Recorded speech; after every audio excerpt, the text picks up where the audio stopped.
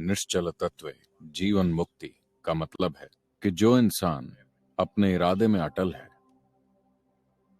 उसे मुक्ति से वंचित नहीं रखा जा सकता।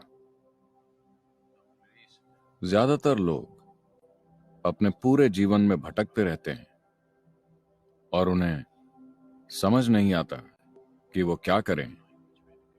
इसका एकमात्र कारण यह है कि वो बार बार अपने जीवन की दिशा बदलते रहते हैं। हो सकता है कि वो असल में अपने जीवन की दिशा न बदलते हों, लेकिन उनके मन और भावनाओं में ये बदलती रहती है और बदलती रहती है।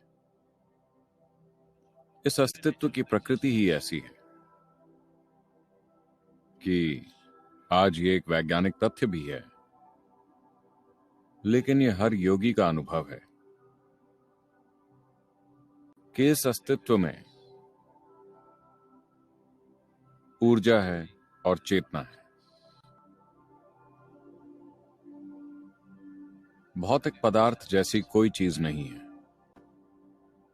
जैसा कि आज आप जानते हैं, भौतिक पदार्थ बस ऊर्जा की केंद्रित संरचनाएं हैं। विज्ञान आज इस बात को अच्छी तरह से जानता है, लेकिन 40,000 साल पहले जब शिव ने कहा था तो उन्होंने स्पष्ट रूप से ये कहा था। उनकी रुचि परम चेतना में थी या ऊर्जा में थी, भौतिक पदार्थ में कभी नहीं, क्योंकि वो इसे असली चीज की तरह नहीं देखते थे। और उन्होंने इस बारे में पूरी स्पष्टता से, बिना किसी उलझन के बात की। तो आपको सिर्फ इन्हीं दो चीजों पर काम करना है।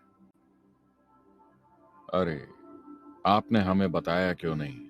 आज सुबह हम सूर्य नमस्कार नहीं करते। आप सूर्य नमस्कार मसल्स बनाने के लिए नहीं कर रहे हैं।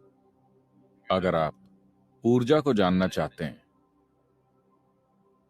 तो अभी ये शरीर के रूप में केंद्रित है। अगर आप इसे खास तरह से इस्तेमाल करते हैं, सिर्फ तभी ये चटकना शुरू करेगी, वरना ये एक मिट्टी के ढेर की तरह बैठी रहेगी।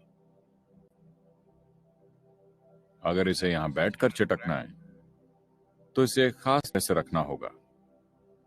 तो आप जो भी शारीरिक साधना कर रहे हैं वो मसल्स बनाने के लिए नहीं है। वो इसलिए नहीं है कि जब आप घर जाएं तो आप घर में लोगों पर हावी हो सके। अगर आपकी ऊर्जाएं जागृत हो जाएं और आपका मन एक दिशा में केंद्रित, तब ये बस उसी दिशा में उमड़ने लगेगा। क्योंकि मन का फोकस लगातार बदलता रहता है, इसलिए ऊर्जा को नहीं पता चलता कि किस तरफ बढ़ना है। आपके भीतर का जीव ही उलझन में है, ये नहीं जानता कि किस दिशा में जाना है। तो इंसान की कम से कम 95% ऊर्जा बस बर्बाद हो रही है, क्योंकि ज्यादातर लोग किसी भी चीज पर अपना ध्यान ज्यादा समय तक कायम नहीं रख पाते, वरना उनमें से हर कोई एक नई संभावना, एक नया रास्ता खोल रहा होता। 7 अरब लोग, अगर वो सभी अपने मन और चेतना को एकाग्र कर लें तो बस हर चीज को जाहिर होना होगा। कुछ भी छिपा नहीं रहेगा, बस हर चीज। अगर कोई कुछ समय तक अपने मन, अपनी ऊर्जा और अपनी चेतना को एक दिशा में एकाग्र रख सकता है,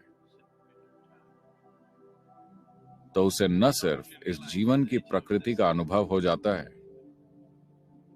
बल्कि पिछली